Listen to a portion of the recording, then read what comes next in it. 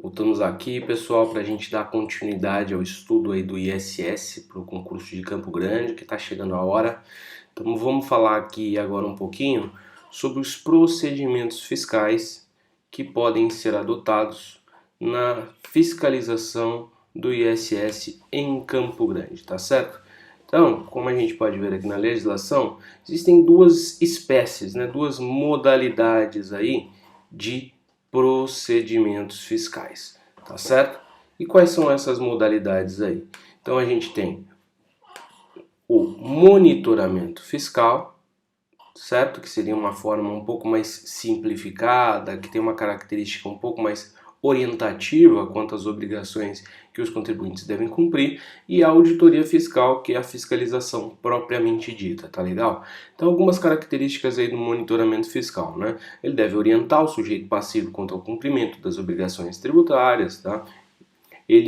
A instauração do monitoramento fiscal não suspende a espontaneidade do sujeito passivo, tá?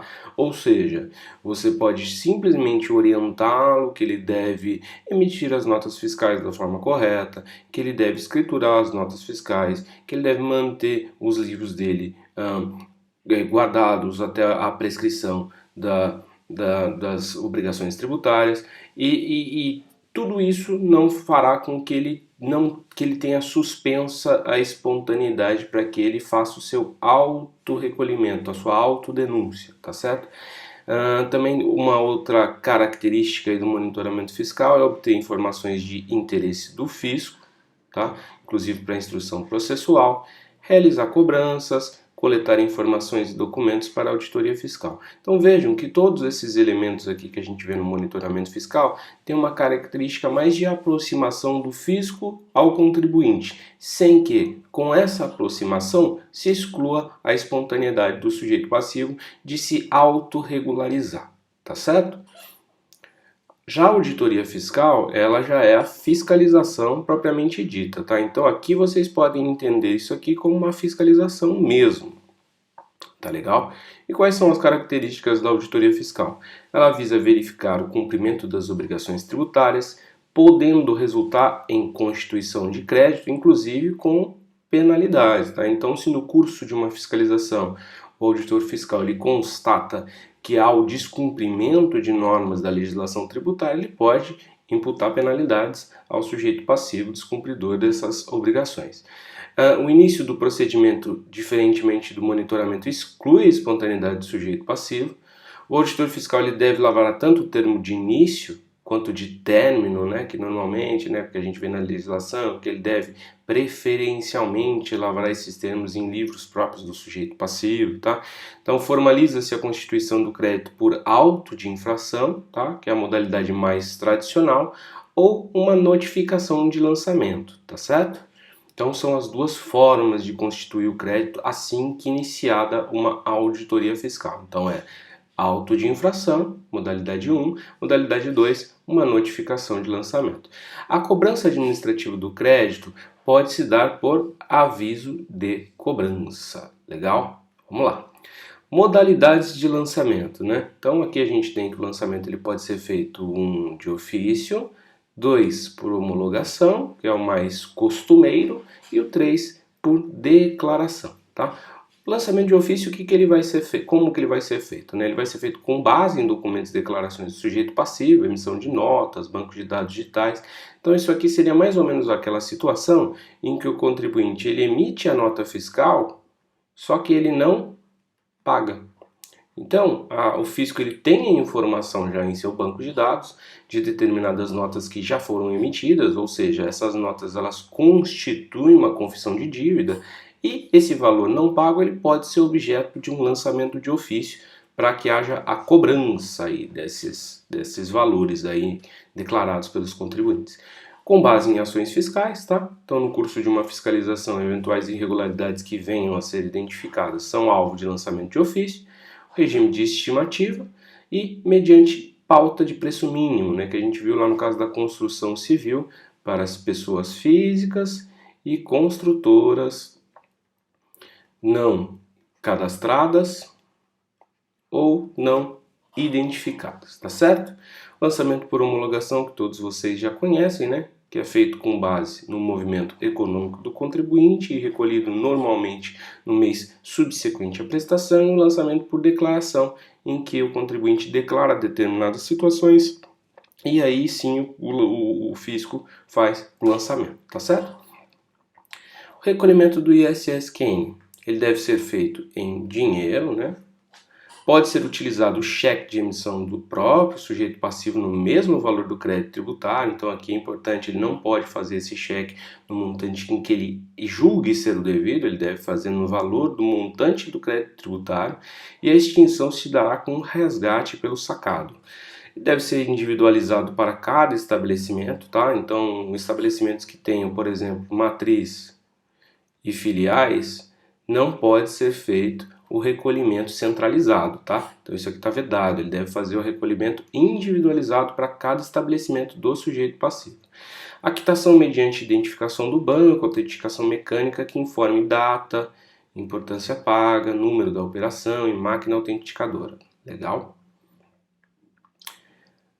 A critério do Poder Executivo, o recolhimento também pode ser feito mediante transferência eletrônica, né? Então seria o famoso TED aí, né? Que ele deposita na conta do Tesouro Municipal, tá? E o não recolhimento do ISS no prazo vai ensejar uma ação, sujeição à ação fiscalizatória, né? Cobrança dos juros de mora de 1% ao mês a partir do mês seguinte ao vencimento, sobre o valor atualizado, considerando o mês completo qualquer fração, ok? Então qualquer fração vai sujeitar a incidência do valor cheio aí de atualização. Aplicações de penalidades, né, pelo descumprimento de normas tributárias e atualização monetária. Nada demais aqui. Retenção do ISS. Aqui uma regrinha que vem já que a gente já viu, né? O ISS retido deve ser recolhido em nome de quem, na condição de responsável, procedeu à retenção. A retenção para as pessoas jurídicas de direito privado vai ser feita no ato da ocorrência do fato gerador, diferentemente para os órgãos da administração direta e indireta, né, União, Estados, DF, municípios, em que a retenção vai ser feita no ato do pagamento da prestação, tá? Tomem cuidado com essa diferença, ok? No caso de contribuinte que desenvolva as atividades previstas no item 702 e 705, né, a construção e a reforminha, a retenção pelo responsável deverá ser feita com base no valor total deduzido o valor do material aplicado. Então veja, né, no ato ali que o tomador está recebendo uma nota fiscal e ele é o responsável pela retenção e recolhimento daquele ISS, ele deve, no ato da escrituração dessa nota fiscal, tá? Eu estou falando de uma forma mais genérica, mas quando ele for apontar essa nota fiscal nos registros, ele deve fazer a dedução do material aplicado, né? E para tanto deve vir mencionado na nota ali que existem materiais também que são dedutíveis, tá certo? Para que o material não seja base de incidência do ISS. Vamos lá. Obrigações acessórias, né? Campo Grande institui a DMS, né, que é a Declaração Mensal de Serviços, que nada mais é do que a transcrição dos livros fiscais em formato digital, em formato eletrônico, tá? Para que o fisco tenha informação do movimento tributável do contribuinte, tá? E não só o tributável, quanto o não tributável também. O fisco vai ter ciência de todo o movimento econômico do contribuinte, ok? Então a DMS vai conter informações fiscais relativas à prestação do serviço e aos serviços intermediados e tomados. Quem deve entregar a DMS? A gente vai ver que é praticamente todo mundo, né? Todas as pessoas jurídicas de direito público e privado que sejam estabelecidas em Campo Grande. Então, direito público, privado, está estabelecido em Campo Grande, tem que entregar a DMS. Órgãos e entidades da administração pública direta e indireta, de quaisquer, que ficou faltando, né? Quaisquer poderes da União, Estado, município estabelecidas em Campo Grande, tá? E as pessoas equiparadas à jurídica, tá? Que estiverem estabelecidas em Campo Grande. Então isso aqui vai englobar todo mundo que for pessoa jurídica ou pessoa jurídica equiparada, órgãos públicos que estiverem estabelecidos em Campo Grande. Declaração das administradoras de cartões de crédito, tá? Que eu não vou perder o tempo, até porque eu acho que isso não deve ser objeto de prova por estar com a eficácia suspensa, tá certo? Então vamos seguir adiante. Cadastro de contribuintes, isso aqui é importante. A quem se destina o cadastro de contribuintes, né? A que se destina, melhor dizendo? Ao registro centralizado e sistematizado de todas as pessoas físicas e jurídicas, direito público ou privado, com ou sem estabelecimento físico, tá? Que sejam sujeitos passivos de obrigação tributária instituída por Campo Grande, relacionada à industrialização, comercialização de bens, prestação de serviços. Essa industrialização, né, também vai ter que fazer o cadastro no contribuinte? Sim. Por quê? Porque ele também é tomador de serviço, tá? Então, todos aqueles que sejam sujeitos passivos, tanto na condição de contribuinte quanto na condição de responsável tributário, deve fazer o cadastro para que ele consiga cumprir com todas as obrigações previstas na legislação. Condomínios, né? Condomínios são grandes tomadores de serviço, portanto, também devem possuir cadastro no cadastro de contribuinte de Campo Grande. Órgãos e empresas, entidades da administração pública direta e indireta de quaisquer poderes, grandes tomadores também, devem promover a inscrição municipal no cadastro de contribuintes. O Executivo pode determinar que pessoas e estabelecimentos sujeitos ao recolhimento de taxa por período inscrevam-se no cadastro de contribuintes, incluir cadastro específico para controle das pessoas por estabelecimentos sujeitos ao recolhimento de taxa por período e adotar codificação de atividade econômica de âmbito nacional, que isso aqui em regra se chama CNAE, Código Nacional de Atividade Econômica. Legal? Cadastro temporário, destinado a empresas prestadoras de serviços, desde que, isso aqui é legal, pessoa jurídica, estabelecidas em outros municípios, quando prestarem serviços a tomadores, também pessoas jurídicas, estabelecidos em Campo Grande. Não há custo para a empresa prestadora de outro município efetuar essa inscrição.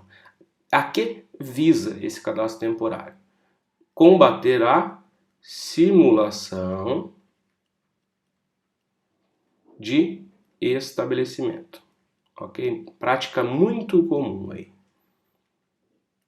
Então, qual que é o objetivo desse cadastro temporário? É fazer com que empresas que costumeiramente, né, elas se inscrevem em outros municípios, porém elas estão estabelecidas em Campo Grande, né? Então o que o município de Campo Grande institui? Olha, você que é um prestador, pessoa jurídica, que costumeiramente presta serviço para uma pessoa jurídica aqui de Campo Grande, então você precisa fazer esse cadastro temporário para que a gente consiga verificar se de fato você está estabelecido em outro município e não aqui em Campo Grande. Legal? Caso o pedido de inscrição seja indeferido, poderá ser interposto recurso do indeferimento em 15 dias do pedido. Caso em 30 dias do pedido de inscrição não houver decisão definitiva da matéria, será o sujeito passivo considerado liminarmente inscrito. Então aqui, se Campo Grande não analisar em 30 dias o pedido de inscrição do contribuinte, ele considera-se sumariamente, liminarmente inscrito no cadastro temporário. Deverá o tomador estabelecido em Campo Grande exigir do prestador pessoa jurídica estabelecida no município o comprovante de inscrição no cadastro temporário.